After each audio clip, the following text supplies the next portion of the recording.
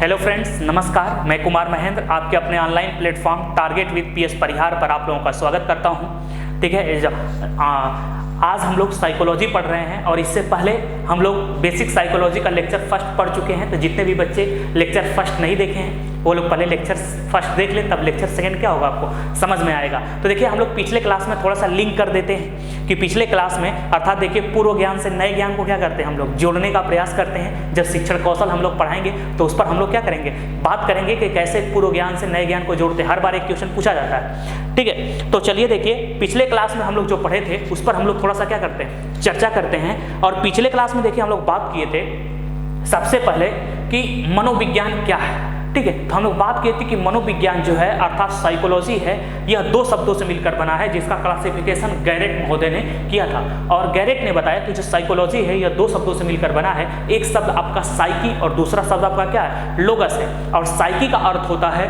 ठीक है, सोल, आत्मा, और लोगस का अर्थ होता है स्टडी, अध्ययन करना, अर्थात आत्मा का अध्ययन करना। ये क्या है, मनोविज्ञान है, जिसमें साइकी और लोगस जो है यह दोनों, ठीक है, ग्रीक या लैटिन भाषा का क्या है शब्द है। सॉरी, ग्रीक या यूनानी भाषा का शब्द है, लैटिन नहीं, ग्रीक या यूनानी भाषा का क्या है शब्द है, साइकी और लोगस दोनों। चलिए, इतनी बातें हो गई। फिर इसके बाद हम लोग बात किए थे कि डेवलपमेंट ऑफ साइकोलॉजी, कि मनोविज्ञान का कैसे विकास हुआ। तो मैंने आपको बताया था कि सबसे पहले मनोविज्ञान के अंतर्गत जो मनोविज्ञान का अध्ययन है यह दर्शन शास्त्र अर्थात फिलॉसफी के अंतर्गत हम लोग करते थे। और मैंने बताया कि फिलॉसफी में जो अध्ययन किया जाता है वह आत्मा का, परमात्मा का और परब्रह्म का, अर्थात दर्शन शास्त्र से निकल के आया आत्मा और आत्मा से निकल के आई क्या, मनोविज्ञान। जब भी प्रश्न पूछा जाए कि मनोविज्ञान का सबसे पहले किस सब्जेक्ट में अध्ययन करते थे, तो वो हम लोग किस में करते थे, ठीक है, दर्शन शास्त्र में करते थे। तब उसके बाद 16वीं शताब्दी तक यह माना जाता था कि मनोविज्ञान आत्मा का विज्ञान है और यह विचारधारा लेकर के आए थे अरस्तु, इसीलिए अरस्तु को मनोविज्ञान का जनक कहा जाता है। जब इनकी डिफिनेशन अमान्य हो गई तो 17वीं शताब्दी में एक नई डिफिनेशन निकल के आई कि मनोविज्ञान मन या मस्तिष्क का विज्ञान है, और इस विचारधारा को लेकर के आया पंपानोजी। फिर इनकी विचारधारा लगभग 200 सालों तक चली और 19वीं शताब्दी आते आते इनकी विचारधारा क्या हो गई, इंड हो गई, समाप्त हो गई, उसको नकार दिया गया। तब नई विचारधारा निकल के आई कि मनोविज्ञान चेतना का विज्ञान है, और इस विचारधारा को जो लेकर के आए उनका नाम है विलियम उंट। ठीक है, विलियम उंट ने कहा कि मनोविज्ञान चेतना का विज्ञान है। और चेतना शब्द को सिद्ध करने के लिए विलियम उंट महोदय ने क्या किया, जर्मनी की शहर लिप्जिंग में, लिप्जिंग विश्वविद्यालय में, जिसका वर्तमान नाम है कार्ल मार्क्स विश्वविद्यालय, और इसी कार्ल मार्क्स विश्वविद्यालय में 1879 ईस्वी में, ठीक है, मनोविज्ञान से संबंधित पहली प्रयोगशाला की क्या की स्थापना की। किस प्रयोगशाला की, पहली प्रयोगशाला की। इसीलिए विलियम उंट को प्रयोगशालात्मक मनोविज्ञान का क्या बोलते हैं, जनक बोलते हैं। साथ ही साथ आधुनिक मनोविज्ञान का भी जन्मदाता कहा जाता है। सारी बातें पहली वीडियो में पढ़ा दिया गया है। फिर इसके बाद एक व्यक्ति हैं जिनका नाम है विलियम मैकडूगल, और विलियम मैकडूगल ने देखिए क्या कहा कि जो इनकी एक पुस्तक है आउटलाइन साइकोलॉजी, और इसी पुस्तक आउटलाइन साइकोलॉजी में विलियम मैकडूगल ने पहली बार, ठीक है, चेतना शब्द की निंदा की और एक नया शब्द दिया, व्यवहार। और इसी व्यवहार शब्द का विस्तृत अध्ययन अगर कोई किया तो जेबी वाटसन ने किया, और इसी के लिए वाटसन को व्यवहारवाद का जनक कहा जाता है। तो वर्तमान में मनोविज्ञान में अगर किसी चीज का अध्ययन करते हैं तो व्यवहार का अध्ययन करते हैं। फिर इसके बाद देखिए हम लोग लिंक करके पढ़े थे, ठीक है, कि मनोविज्ञान का जनक कौन है, तो मैंने कहा था अरस्तु। फिर उसके बाद आधुनिक मनोविज्ञान का जनक कौन है, विलियम उंट। ठीक है, प्रयोगशालात्मक मनोविज्ञान का जनक कौन है, विलियम उंट। पास में रहना, ठीक है। अगर आपका आधुनिक मनोविज्ञान के जनक में अगर विलियम उंट ऑप्शन में नहीं है तो विलियम जेम्स भी क्या हो जाएगा, सही हो जाएगा। अमेरिका में मनोविज्ञान का जनक कौन है, विलियम जेम्स। मनोविज्ञान को, ठीक है, दर्शन शास्त्र से मुक्ति दिलाने वाला कौन है, विलियम जेम्स। ठीक है, इन सब चीज़ों पर हम लोग चर्चा किए थे। फिर हम लोग बात किए थे कि शिक्षा मनोविज्ञान या पशु मनोविज्ञान का जनक कौन है, ठीक है, तो थॉर्नडाइक। व्यवहारवाद का जनक कौन है, वाटसन है। इन सब चीज़ों पर चर्चा हम लोग कर लिए थे। अब इसी से आगे हम लोगों को पढ़ना है। अभी तक हम लोग पढ़े थे कि साइकोलॉजी क्या है, उसके बारे में हम लोग चर्चा किए थे। अब इसके आगे हम लोग पढ़ने का क्या करते हैं, प्रयास करते हैं। तो चलिए लेट्स स्टार्ट करते हैं, आगे इसके शुरू करते हैं। तो इतनी बातें देखिए हो गई। फिर इसके बाद देखिए अगर हम लोग बच्चों बात करें, ठीक है, तो मनोविज्ञान से संबंधित कुछ पुस्तकें हैं जिसके बारे में बार बार आपके एग्जाम में प्रश्न पूछा जाता है। देखिए अगर हम लोग बात करें तो सम इम्पोर्टेंट्स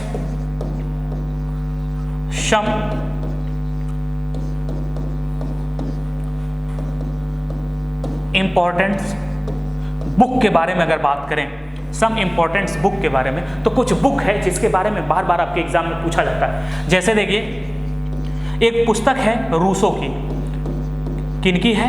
रूसो महोदय की है, जिसका नाम है एमिल। ठीक है। फिर इसके बाद देखिए एक पुस्तक है प्लेटो की, प्लेटो जी की पुस्तक है रिपब्लिका,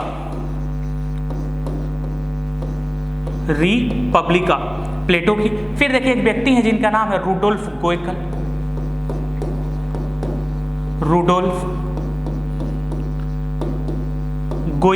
और रुडोल्फ गोयकल की पुस्तक है साइकोलॉजिया।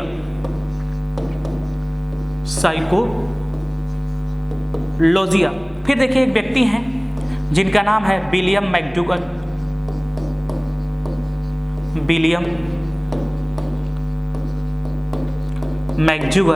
इनकी पुस्तक है आउटलाइन साइकोलॉजी।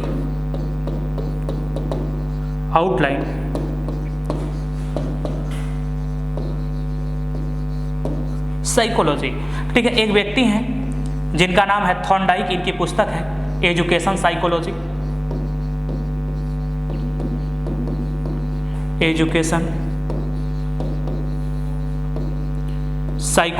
या एक और पुस्तक है एनिमल इंटेलिजेंस।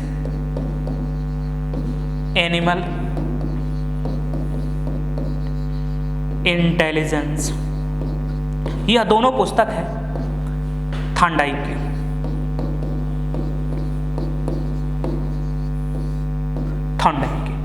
ठीक। चलिए देखिए एक पुस्तक है जिसका नाम है द कंडीशन ऑफ लर्निंग।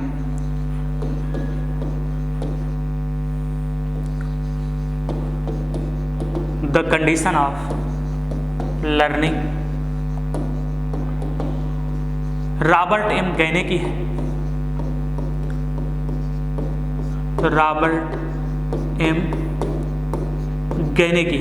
देखिए एक और पुस्तक है जिसका नाम है द प्रिंसिपल ऑफ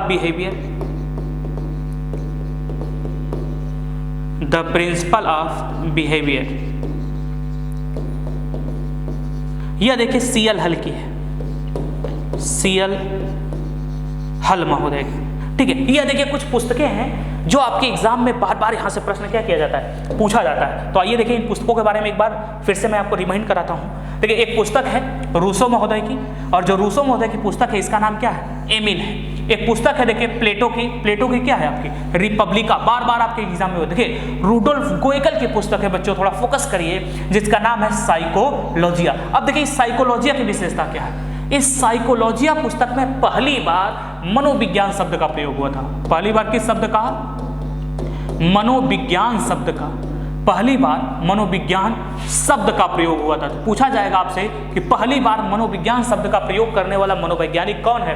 ठीक है, रुडोल्फ गोयकल। किस पुस्तक में? साइकोलॉजिया में। ठीक है। मैकडूगल की पुस्तक है देखिए आउटलाइन साइकोलॉजी। मैंने कहा था कि इस पुस्तक आउटलाइन साइकोलॉजी में, ठीक है, पहली बार चेतना शब्द की निंदा हुई थी और पहली बार उसके स्थान पर व्यवहार शब्द का प्रयोग किया गया था। और उस व्यवहार शब्द का विस्तृत अध्ययन अगर कोई किया था तो वाटसन ने किया था, इसीलिए वाटसन को व्यवहारवाद का क्या बोलते हैं? जनक बोलते हैं। देखिए एक पुस्तक है एजुकेशन साइकोलॉजी और दूसरी पुस्तक है एनिमल इंटेलिजेंस। तो एजुकेशन साइकोलॉजी पुस्तक लिखने के लिए, ठीक है, थॉर्नडाइक को शिक्षा मनोविज्ञान का जनक कहते हैं, साथ ही साथ एनिमल इंटेलिजेंस के लिए इनको पशु मनोविज्ञान का जनक कहा जाता है। फिर इसके बाद देखिए एक पुस्तक है द कंडीशन ऑफ लर्निंग। यह देखिए रॉबर्ट एम गैने की है। द कंडीशन ऑफ लर्निंग किसकी है?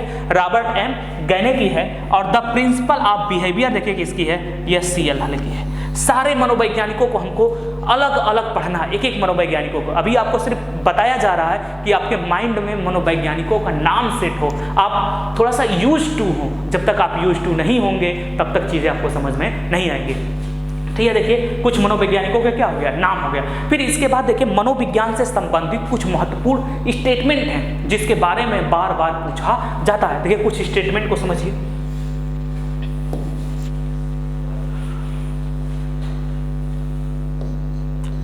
देखिए एक व्यक्ति है जिनका नाम है वुडवर्थ।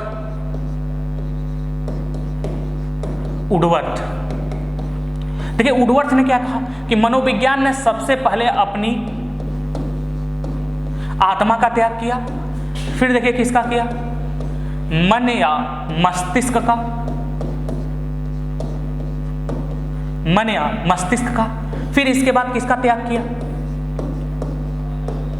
चेतना का। फिर इसके बाद वर्तमान में व्यवहार को धारण किया है। किसके धारण किया है? व्यवहार को। व्यवहार को, ठीक है। तो ये वुडवर्थ कहता है कि मनोविज्ञान ने सबसे पहले, ठीक है, आत्मा का त्याग किया, फिर उसके बाद मन या मस्तिष्क का त्याग किया, फिर उसके बाद चेतना का त्याग किया और वर्तमान में व्यवहार को धारण किया हुआ है। यह बात कौन कहा? वुडवर्थ ने कहा। अर्थात देखिए, अगर हम लोग बात करें कि वुडवर्थ एक क्रम बताता है कि सबसे पहले हम लोग मनोविज्ञान में किसका अध्ययन करते थे?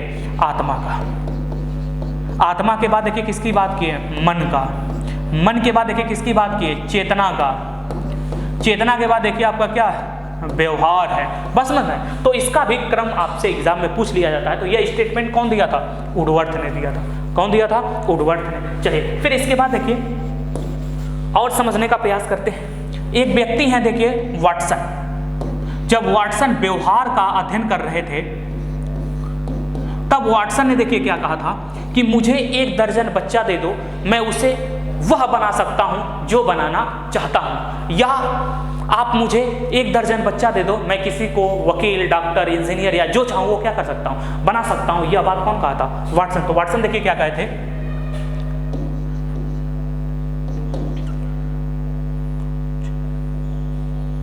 ठीक है, वाटसन देखिए क्या कहे थे?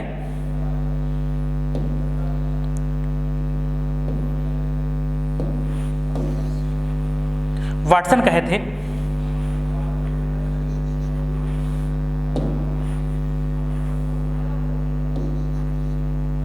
यह कहे थे कि मुझे एक बालक दे दो, उसे मैं जो चाहूंगा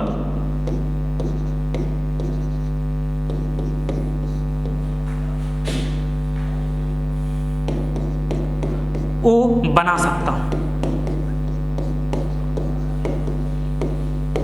बना सकता हूं। ठीक है, बिल्कुल सही बात है। वाटसन कहते हैं कि मुझे एक बालक दे दो, मैं उसे जो चाहूंगा वो क्या कर सकता हूं? बना सकता हूं। या इसी को जब बदल के पूछा जाता है तो कहा जाता है कि मुझे 1 दर्जन बच्चा दे दो, मैं किसी को डॉक्टर, इंजीनियर, वकील या जो चाहूं क्या कर सकता हूं? बना सकता हूं। ठीक है, अब इसी के बाद देखिए इसी वाटसन का एक और स्टेटमेंट है। वाटसन कहते हैं कि मनोविज्ञान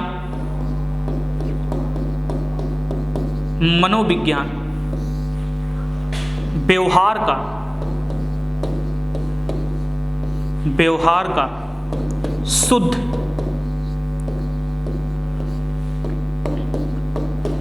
निश्चित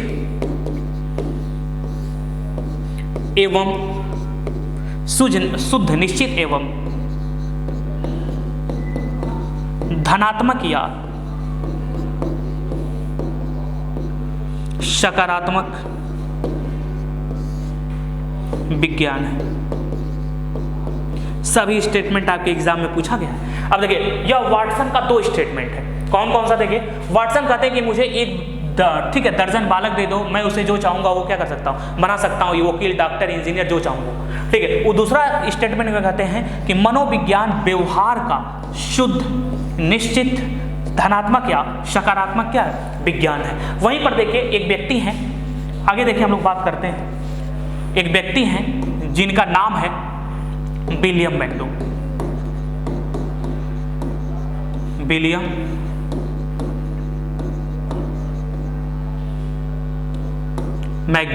अब विलियम मैकडूगल देखिए क्या कहता है? यह कहते हैं कि मनोविज्ञान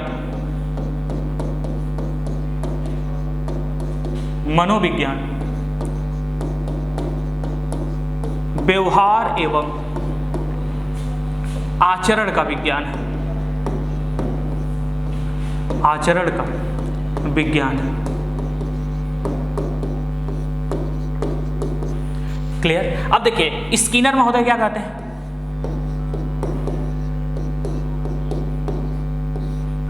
स्किनर महोदय देखिए क्या कहते हैं? स्किनर कहते हैं कि मनोविज्ञान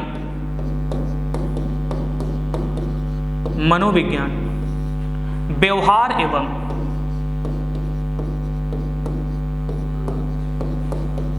अनुभव का विज्ञान है। अनुभव का विज्ञान है।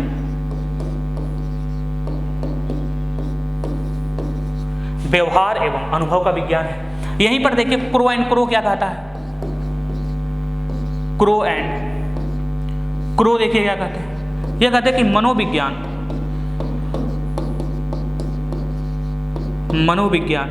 मानव व्यवहार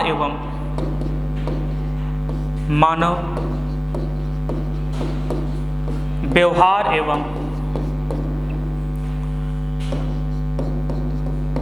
मानव संबंधों का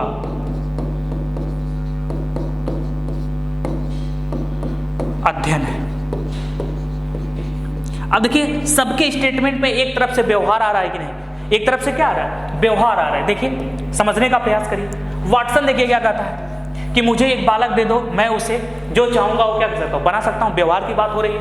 या वाटसन कहते हैं कि मनोविज्ञान जो है व्यवहार का शुद्ध, निश्चित, धनात्मक या सकारात्मक विज्ञान है। फिर इसके बाद देखिए विलियम मैकडूगल क्या कहता है कि मनोविज्ञान जो है व्यवहार एवं आचरण का क्या है, विज्ञान है। स्किनर देखिए क्या कहता है कि मनोविज्ञान व्यवहार एवं अनुभव का विज्ञान है। क्रो एंड क्रो देखिए क्या कहता है कि जो मनोविज्ञान है मानव व्यवहार एवं मानव संबंधों का क्या है, अध्ययन है। और यह बात कौन कहता है, क्रो एंड क्रो कहता है। तो ये देखिए कुछ स्टेटमेंट हैं जो आप लोगों के एग्जाम में बार बार क्या किए जाते हैं, पुटअप किए जाते हैं। और उनके सबके स्टेटमेंट में व्यवहार आया है, इसीलिए मनोविज्ञान के में किसका अध्ययन करते हैं, व्यवहार का अध्ययन करते हैं। तो यह तो देखिए आपका साइकोलॉजी हो गई। अब इसके बाद हम लोगों को तीसरी पॉइंट पढ़नी है, शिक्षा।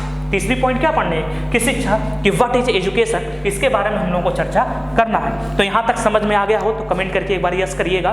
फिर इसके बाद आप लोगों को मैं क्या बताता हूँ, शिक्षा बताता हूँ। तो आइए देखिए समझते हैं हम लोग शिक्षा के बारे में। तीसरी पॉइंट जो हमारी है शिक्षा। शिक्षा की बात करें तो कि जो ये शिक्षा है, शिक्षा का जो इंग्लिश रूपांतरण होता है उसको देखिए हम लोग एजुकेशन बोलते हैं। क्या बोलते हैं, एजुकेशन। अगर कभी भी आपसे प्रश्न पूछे कि एजुकेशन किस भाषा का शब्द है, अगर कभी पूछा जाए कि एजुकेशन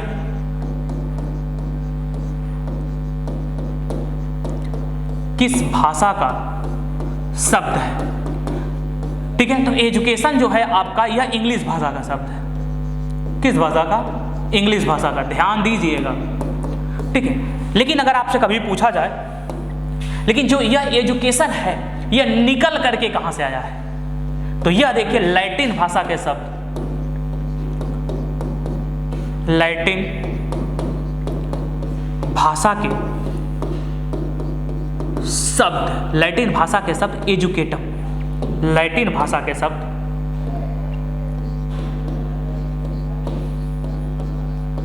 एजुकेटम, लैटिन भाषा के शब्द एजुकेटम से। देखिए अब दो शब्द आपको मिल गए, एक एजुकेटम मिल गया और एक देखिए क्या मिल गया, एजुकेशन। जब भी कभी आपसे एजुकेशन पूछा जाए तो इंग्लिश भाषा, लेकिन एजुकेटम पूछा जाएगा तब लैटिन भाषा। जैसे देखिए सुपर टेट के एग्जाम में पूछा गया, ठीक है, हिंदी वाले सेक्शन में क्या पूछा गया कि हिंदी किस भाषा का शब्द है, ठीक है, और ऑप्शन में संस्कृत भी दिया था और ऑप्शन में फारसी भी दिया था, ठीक है। तो कुछ लोग समझ गए उस क्वेश्चन को कि हिंदी निकल के कहां से आई है, ठीक है। तो हिंदी क्या देखिए जो जननी है वो तो संस्कृत है, सबको पता है, ठीक है, लेकिन हिंदी किस भाषा का शब्द है, तो फारसी भाषा का शब्द है। तो शब्दों पर ध्यान देना हमको। तो जब कभी भी पूछ ले कि एजुकेशन किस भाषा का शब्द है, तो एजुकेशन आपका इंग्लिश का है, लेकिन एजुकेटम किस भाषा का शब्द है, तो जो ये आपका एजुकेटम है यह आपका लैटिन भाषा का शब्द है। दोनों पर बिल्कुल गौर करिएगा। चलिए फिर इसके बाद आइए थोड़ा सा हम लोग समझने का प्रयास करते हैं। तो देखिए हम लोगों ने क्या देखा कि जो यह इंग्लिश है, सॉरी, जो आपका एजुकेशन है, जो आपका क्या है एजुकेशन, यह लैटिन भाषा के शब्द एजुकेटम से बना है। किससे बना है, एजुकेटम। अब यह एजुकेटम जो है यह दो शब्दों से मिलकर बना है, एक देखिए ई और दूसरा आपका देखिए क्या है, ड्यूको, ठीक है, ड्यूको। ई का मतलब देखिए होता है इन, ई का मतलब इन, और ड्यूको का मतलब होता है टू मूव, टू मूव होता है। इन का मतलब देखिए अंदर, और टू मूव का मतलब होता है बाहर निकालना, बाहर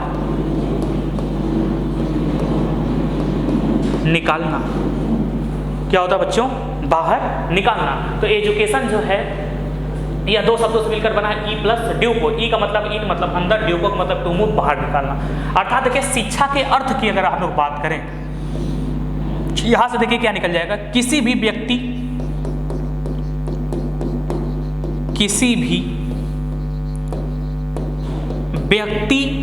के अंदर अंतर्निहित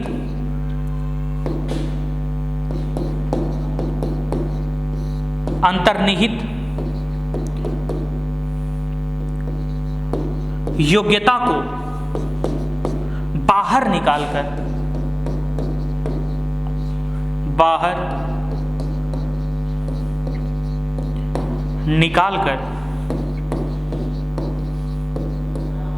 उसके व्यवहार में परिमार्जन करना। परिमार्जन करना ही शिक्षा कहलाता है। करना ही क्या कहलाता है? शिक्षा कहलाता है। करना ही शिक्षा कहलाता है। ध्यान समझिएगा, इंग्लिश जो है एजुकेटम नामक लैटिन भाषा के शब्द से निकलकर बना हुआ है। जो एजुकेटम है या दो शब्दों से ई प्लस ड्यूको से बना हुआ है। ई का अर्थ होता है इन मतलब अंदर, ड्यूको का अर्थ होता है टू मूव करना अर्थात बाहर निकालना। अर्थात हम लोग बात करें कि जो शिक्षा का अर्थ होता है किसी भी व्यक्ति के अंदर अंतर्निहित योग्यता को बाहर निकालकर उसके व्यवहार को परिमार्जन करना, ये क्या कहलाता है? शिक्षा कहलाता है। अर्थात जो शिक्षा होती है वह किसी भी व्यक्ति के अंदर अंतर्निहित योग्यता को बाहर निकालकर उसके व्यवहार को क्या करती है? परिमार्जित करती है। जैसे आप लोगों के अंदर बहुत सारी अंतर्निहित क्या है? योग्यता है, और इस योग्यता को हम निकाल करके बस में रहना टेट रूपी, सीटेट रूपी, सुपर टेट रूपी योग्यता से क्या कर देंगे? जोड़ देंगे, और आपका व्यवहार में क्या हो जाएगा? परिमार्जन हो जाएगा। अर्थात जब आप शिक्षक बन जाएंगे तो आपके व्यवहार में क्या हो जाएगा? परिमार्जन हो जाएगा। और यह किसके कारण होता है? शिक्षा के कारण। तो ये शिक्षा है। तो शिक्षा का आपका क्या हो गया? अर्थ हो गया। फिर इसके बाद देखिए थोड़ा सा आगे इसके हिंदी सेक्शन की बात कर लें कि जो यह शिक्षा है, शिक्षा दो शब्दों से मिलकर बना है। एक तो देखिए शिच, एक देखिए शिच और प्लस अ धातु से, धातु से बना है। अब धातु व धातु क्या होता है ये हिंदी वाले सर आप लोगों को पढ़ाएंगे, ठीक है, उनसे पढ़ लीजिएगा, ठीक है। अब शिक्षा, शिच, अब यही पूछा गया कि शिच किस भाषा का शब्द है? तो शिच जो है यह संस्कृत भाषा का शब्द है। किस भाषा का बच्चों? संस्कृत भाषा का शब्द है। इन दोनों का अर्थ होता है सीखने सिखाने की क्रिया। सीखने सिखाने की क्रिया, अर्थात हम लोग शिक्षा के माध्यम से कुछ चीजें सीखते हैं, कुछ चीजें क्या करते हैं? सिखाते हैं। जैसे मैं आपसे भी कुछ चीजें सीखूंगा, आपको भी क्या करूंगा? सिखाऊंगा। तो ये हमारी क्या होगी? सीखने सिखाने की क्रिया ही शिक्षा है, ठीक है। तो जब कभी भी पूछा जाए कि शिच किस भाषा का शब्द है, संस्कृत भाषा का शब्द है, ठीक है। जितना चीजें मैं बता दे रहा हूँ उतना चीजें पढ़ लीजिए, सीधे सीधे आपके एग्जाम में मिलेगी। पास में रहना, और बिल्कुल एकदम एग्जाम ओरिएंटेड आपको पढ़ाया जाएगा। और जो सीडीपी में आपके 30 क्वेश्चन आते हैं, 30 क्वेश्चन, इस 30 में से 30 क्वेश्चन आपको मिलेगा 100%, ठीक है। एक भी क्वेश्चन बाहर का नहीं आएगा।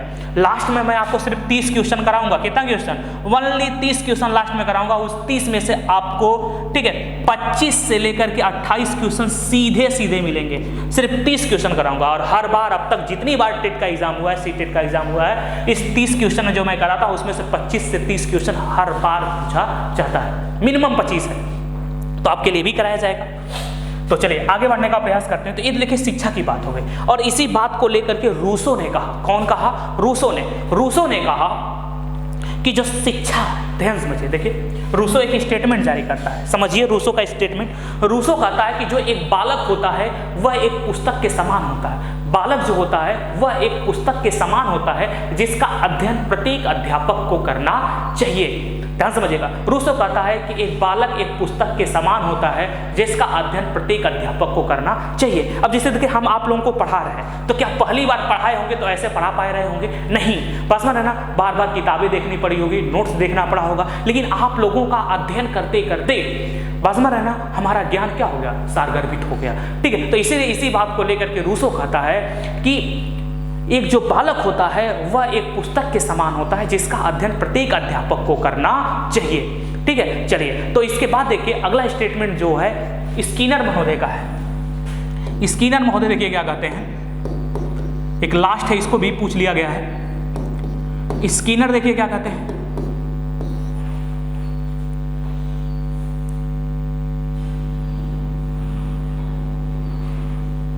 देखिए यह कहते हैं शिक्षा मनोविज्ञान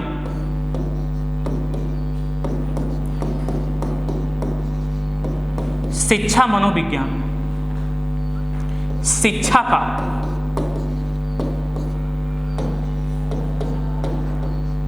आधारशिला है। शिक्षा मनोविज्ञान शिक्षा का क्या है, आधारशिला है। यह बात देखिए कौन कहता है, स्किनर।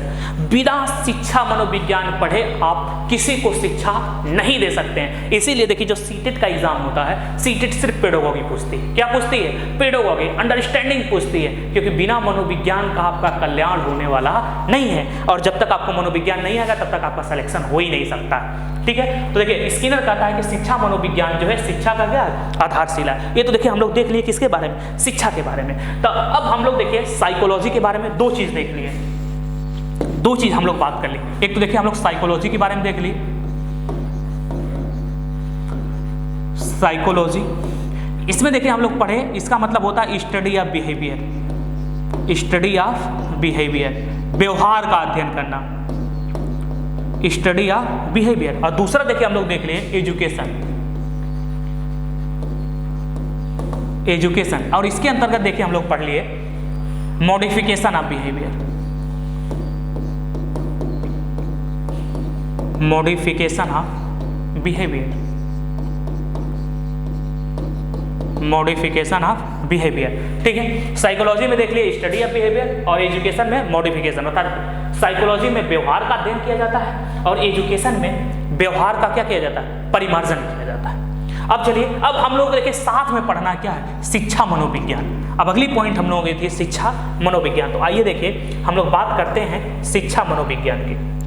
हम लोगों को देखिए नेक्स्ट पढ़ना है शिक्षा मनोविज्ञान, शिक्षा मनोविज्ञान मोस्ट इंपॉर्टेंट है। एजुकेशन,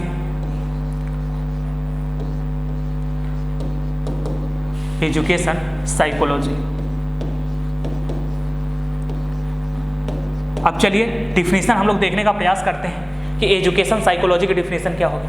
चलिए तो एक तरफ देखिए मैं लिख दिया एजुकेशन,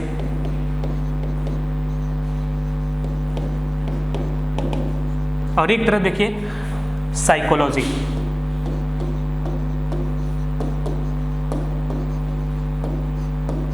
साइकोलॉजी, ठीक है। अब देखिए शिक्षा के अंतर्गत हम लोग क्या करते हैं, मॉडिफिकेशन ऑफ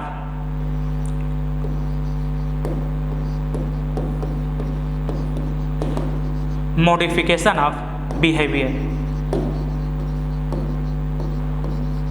अर्थात देखिए व्यवहार का परिमार्जन, व्यवहार का परिमार्जन। ठीक है, अब उसके बाद देखिए इसमें हम लोग क्या करते हैं, study of behaviour, study of behaviour. और स्टडी ऑफ बिहेवियर का मतलब देखिए क्या होता है, व्यवहार का अध्ययन, व्यवहार का अध्ययन। ठीक है, अब देखिए इसकी डिफिनीशन क्या हो जाएगी शिक्षा मनोविज्ञान का। व्यवहार के परिमार्जन के लिए व्यवहार का अध्ययन करना ही क्या कहलाता है, शिक्षा मनोविज्ञान कहलाता है। अर्थात हम लोग शिक्षा मनोविज्ञान के से हम लोग किसी भी व्यक्ति के व्यवहार के परिमार्जन के लिए व्यवहार का जब अध्ययन करते हैं तो इसी को क्या बोलते हैं, शिक्षा मनोविज्ञान। अर्थात देखिए इसकी डिफिनीशन क्या हो जाएगी, इसकी डिफिनीशन देखिए निकल के क्या आएगी, व्यवहार के परिमार्जन के लिए, व्यवहार के परिमार्जन के लिए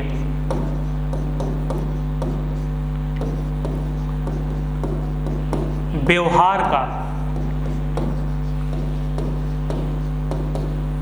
अध्ययन ही शिक्षा मनोविज्ञान, शिक्षा मनोविज्ञान है। तो व्यवहार के परिमार्जन के लिए व्यवहार का अध्ययन ही क्या है? शिक्षा मनोविज्ञान है। अर्थात शिक्षा मनोविज्ञान के द्वारा हम किसी भी व्यक्ति के व्यवहार को क्या करते हैं? परिमार्जित करते हैं। जिसे देखिए ध्यान समझने का प्रयास करिए। एक मैं आपको स्टोरी बताता हूं और यहाँ से सीटेट में हर बार एक क्वेश्चन पूछा जाता है। कैसे? देखिए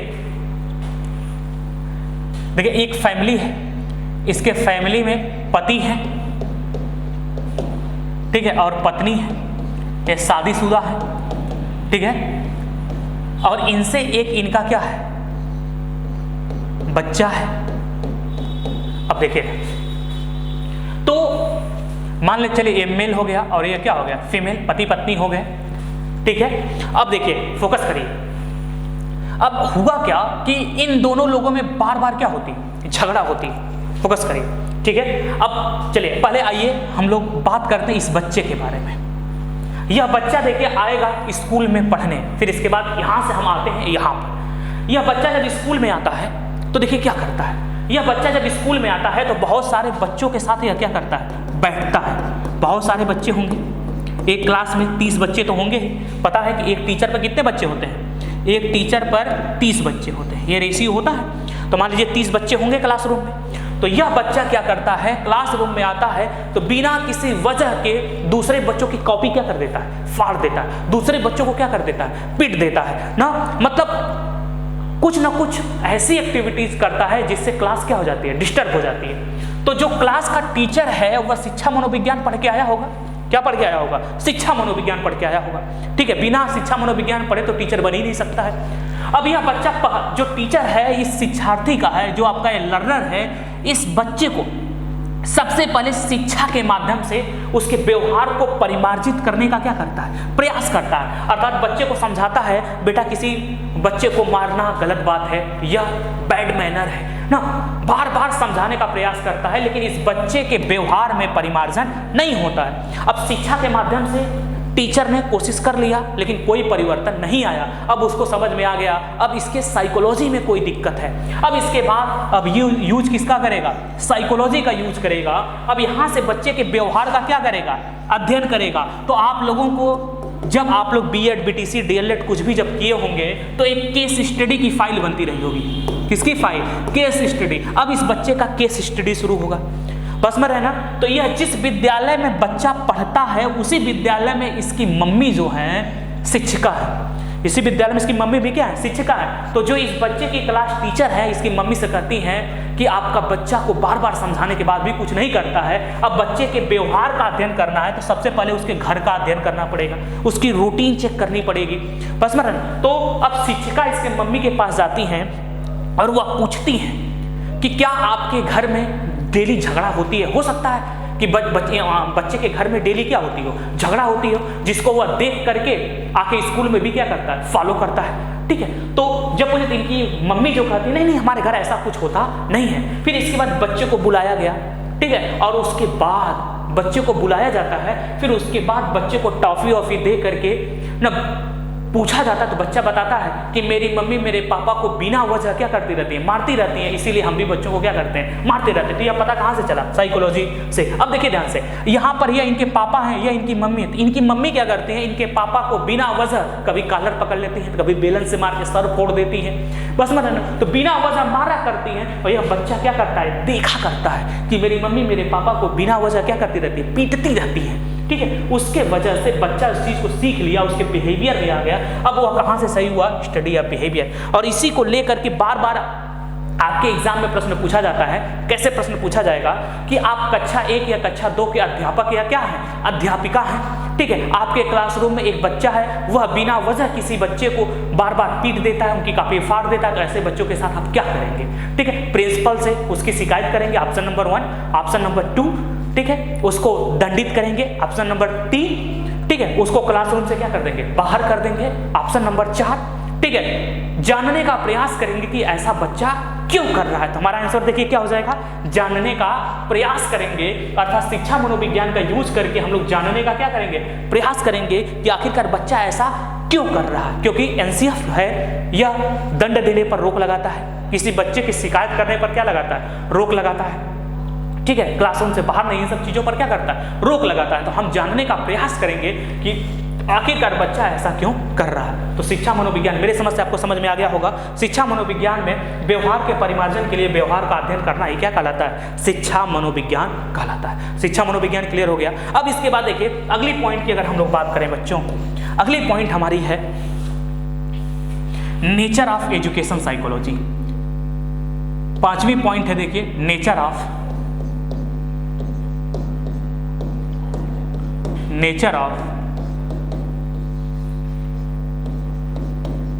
एजुकेशन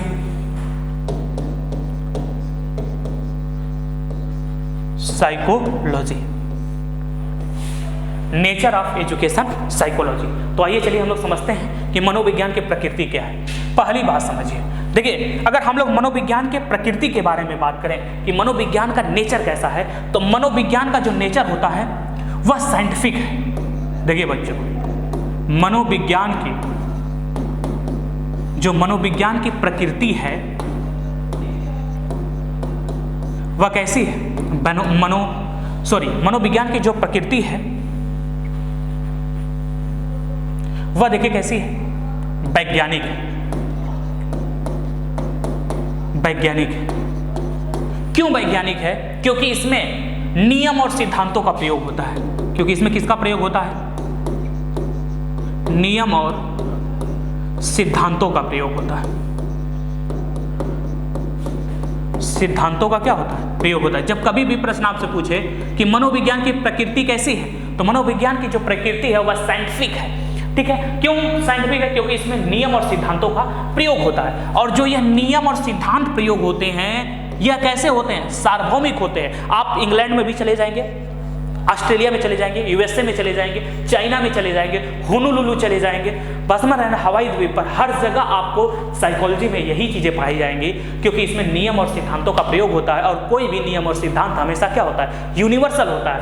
ठीक है, तो यह जो एक सब्जेक्ट है कि जो इसके नियम और सिद्धांत होते हैं वह कैसे होते हैं, यूनिवर्सल होते हैं, सार्वभौमिक होते हैं। ठीक है, तो इसके नियम और सिद्धांत कैसे होते हैं, सार्वभौमिक होते हैं। ठीक है बच्चों, तो जब भी आपसे पूछा जाए कि मनोविज्ञान की प्रकृति कैसी है, वैज्ञानिक है। क्यों वैज्ञानिक है भैया, क्योंकि इसमें नियम और सिद्धांतों का क्या होता है, प्रयोग होता है। ठीक है, मनोविज्ञान देखिए क्या करता है, मनोविज्ञान जो होता है किसी भी बच्चे की शैक्षिक परिस्थिति में उसके व्यवहार का क्या करता है, अध्ययन करता है। ठीक है, तो किसी भी बच्चे की शैक्षिक परिस्थिति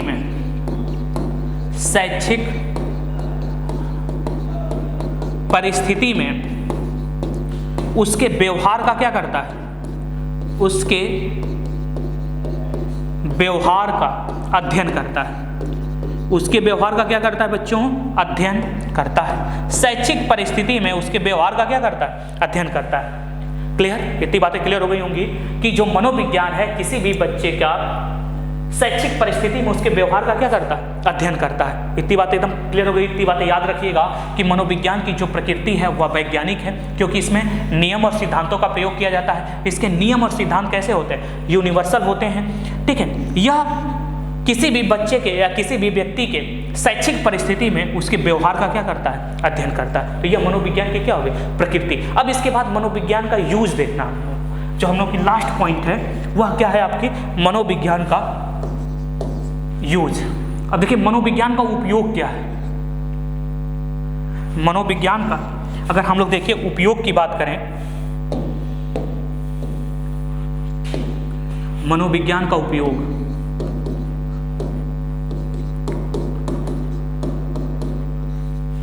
मनोविज्ञान का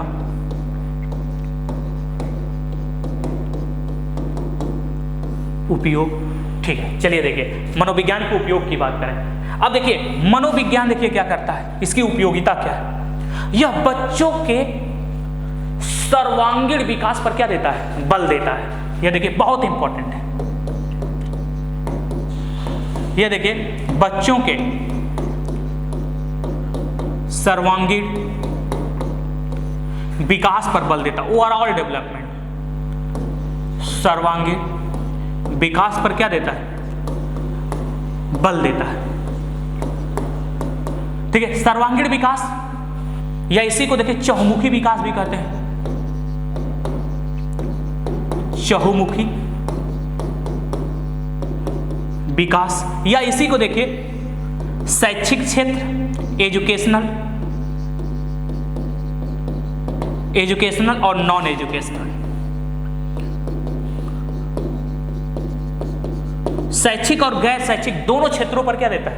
बल देता है। ठीक है, या बच्चों के सर्वांगीण विकास पर क्या देता है? बल देता है। ठीक है, यह देखिए क्या करता है, यह करके सीखने पर बल देता है। करके सीखने पर क्या देता है? बल देता है। अर्थात देखिए बाल केंद्रित शिक्षा पर बल देता है। किस पर देता है? चाइल्ड सेंटर्ड, बाल केंद्रित। अब डिटेल यहीं से जुड़ना शुरू होगा। बाल केंद्रित शिक्षा पर क्या देता है? बल देता है। बाल केंद्रित शिक्षा पर क्या देता है? बल देता है। फिर इसके बाद देखिए क्या करता है मनोविज्ञान। यह देखिए शिक्षक और शिक्षार्थी, शिक्षक एवं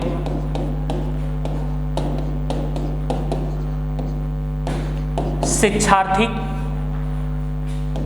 दोनों को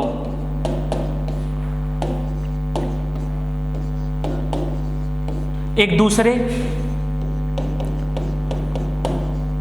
को पहचानने में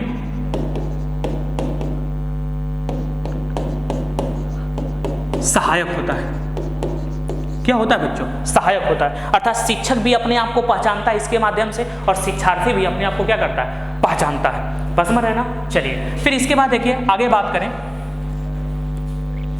तो शिक्षा मनोविज्ञान के द्वारा हम किसी भी व्यक्ति के बारे में भविष्यवाणी भी कर सकते हैं। पूछा गया प्रश्न है, शिक्षा मनोविज्ञान जो होता है यह किसी भी व्यक्ति के बारे में क्या करता है? भविष्यवाणी भी करता है। तो इस तरह से देखिए आपकी बेसिक साइकोलॉजी क्या हो गई हमारी? समाप्त हो गई। बेसिक साइकोलॉजी हमारी क्या हो गई? समाप्त हो गई। अब बेसिक साइकोलॉजी हमारी कंप्लीट हो गई। इसके बाद जो हम लोगों का अगला लेक्चर होगा, जो लेक्चर नंबर 3, तो देखिए अब हमारा बेसिक साइकोलॉजी कंप्लीट हो गया। और आप लोग सभी लोग कमेंट करके बताइएगा कि आपको लेक्चर 1 और लेक्चर 2 कैसा लगा। अब इस पर देखिए जितने भी MCQs बन सकते हैं, इस पर जितने भी क्या बन सकते हैं? MCQ। हम लोग इस पर जितने भी MCQ बन सकते हैं उस पर हम लोग क्या करेंगे? अध्ययन करेंगे। उस पर हम लोग डिटेल क्या करेंगे? डिस्कस करेंगे। तो लगभग इस पर हम लोग 25 क्वेश्चनों पर क्या करेंगे? डिस्कस करेंगे। और आप लोग सभी लोग कमेंट करके बताइएगा कि सबका आंसर क्या होगा। ठीक है, तो जब हम लोग इस पर डिस्कस कर लेंगे तब उसके बाद जो हम लोगों की अब सिलेबस शुरू होगा, जो नई टॉपिक शुरू होगी, वह हम लोग शुरू होगी लर्निंग। कौन सा शुरू होगा? लर्निंग। लर्निंग मतलब देखिए अधिगम। अधिगम। और जो यह लर्निंग है मोस्ट इंपॉर्टेंट टॉपिक है यूपी टेट, सुपर टेट और सी टेट। मतलब जितने भी भारत में एग्जाम होते हैं सभी एग्जाम के लिए इंपॉर्टेंट है। इसीलिए पूरा कंप्लीट आपको लर्निंग पढ़ाई जाएगी। फिर उसके बाद डेवलपमेंट पढ़ाया जाएगा।